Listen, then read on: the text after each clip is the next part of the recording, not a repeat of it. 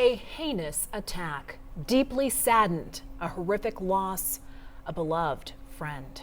Those words today are coming from the Jewish community in Colorado, describing what they are feeling after the death of Karen Diamond. She was one of the 15 people wounded in what has now become a deadly attack at the Pearl Street Mall in Boulder. Thank you for choosing Denver 7 News at 5. I'm Micah Smith. And I'm Jessica Porter. It's been 29 days since peaceful demonstrators supporting Israeli hostages were attacked in Boulder. Mohammed Solomon is accused of a federal hate crime and more than 100 state charges for throwing Molotov cocktails at people who were in the gathering. The Molotov cocktails ignited and burned 8 people, the youngest 25, the oldest 88 years old. I talked with Ian Farrell, a DU law professor, about the charges, specifically why the DA filed 2 murder charges with 1 death.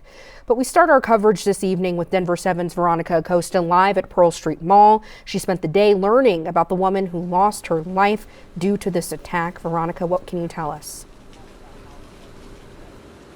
With a quick glance, you wouldn't know that nearly a month ago there was an attack here on Pearl Street. And while the mall is bustling tonight with people who are shopping and dining, the news today is a stark reminder of that attack. Nearly 1 month since a man attacked a group demonstrating for the release of Israeli hostages in Gaza on Pearl Street. One of the victims in the attack has died. Well, her passing is obviously a tragedy, and news of her death is devastating for her family and also for the broader community. And our office feels completely committed to securing the right outcome in the criminal case. Karen Diamond, who was in her early 80s, died from her injuries in the June 1st attack. In an obit posted Monday, Rabbi Mark Soloway said there were, quote, no words to express the pain of this horrific loss of our beloved member and friend. The rabbi wrote Diamond died last week, adding the loss has, quote, impacted us all and we are sad and horrified.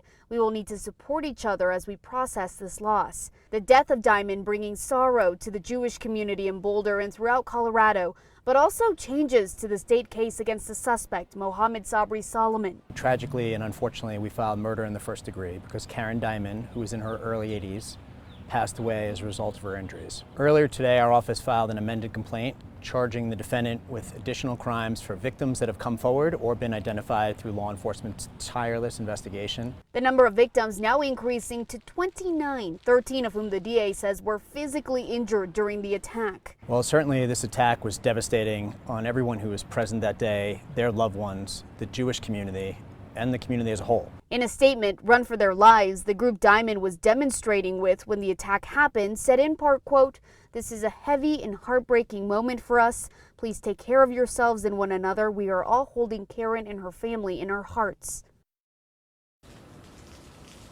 And the DA said his office is still working on filing additional charges against that suspect. Once that's all done, he will face about 184 charges. In Boulder, I'm Veronica Acosta, Denver 7. Veronica, thank you. And changes have been made near and around the Pearl Street Mall in hopes of protecting visitors from any type of violence. But the work started before the attack happened. The city of Boulder says it's been working with community partners over the last year and a half to improve downtown safety. That includes an e-bike patrol unit, sergeant, and officers assigned to work with businesses and owners on the Pearl Street Mall. The hope is that we're able to provide the feeling of safety. And if there is such another event, which we dearly hope it does not ever happen again, that we're able to respond quickly and compassionately in order to make downtown continue to feel safe. In addition to officers, there are now bathroom attendants checking restrooms daily and a public space management team answering calls related to illegal camping downtown. The suspect in the attack is facing 2 first-degree murder charges. When I saw this, I had some questions that you may have as well. I took those questions to University of Denver law professor Ian Farrell. There are 2 first-degree murder charges.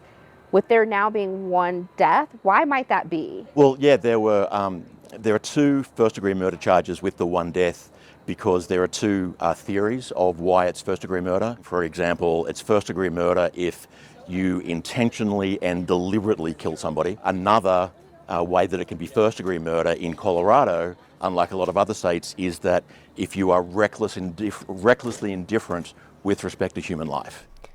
I also asked if the defendant could possibly face the death penalty, and Farrell says despite Colorado no longer having the death penalty, he could.